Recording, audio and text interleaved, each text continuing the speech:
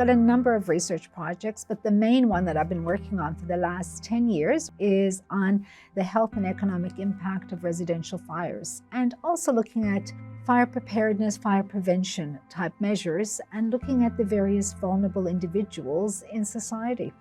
We were very ambitious. We wanted to do something that hadn't been done previously, which is instead of just asking people whether they've had a fire or not, we wanted to actually get the data, which is known as the administrative data. When they have a fire, there's a lot of data that's collected by the brigade in doing their job.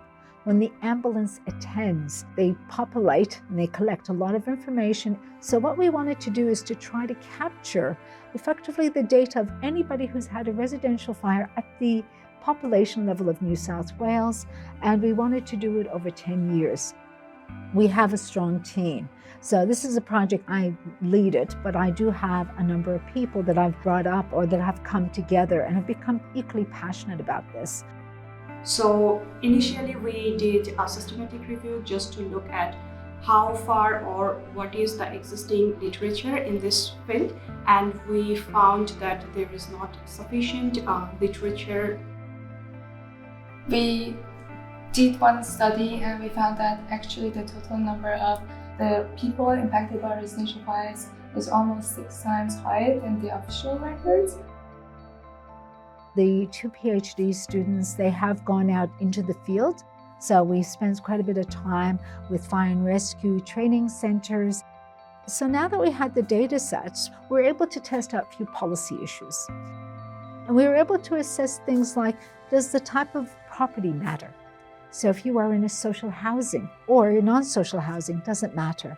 And we found, yes, it does when it comes to the number of incidents or the severity of incidents. But it also matters because of the type of people that typically go into social housing. They're much more vulnerable.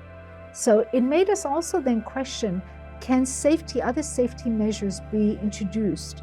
So we assessed to what extent if you had a smoke alarm, how much does that matter?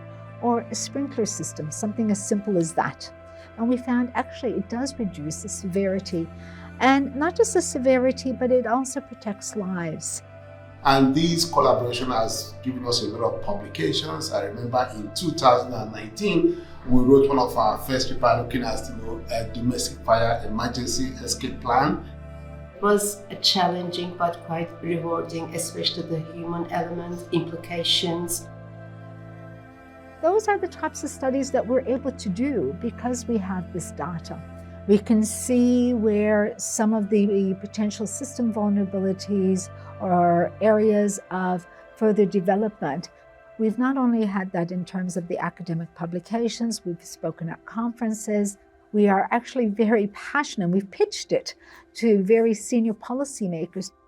How to change some of these statistical analysis and put them into policies and practices. Even though we are based in Parramatta, our vision is very much outward focused. People constantly say they look to New South Wales.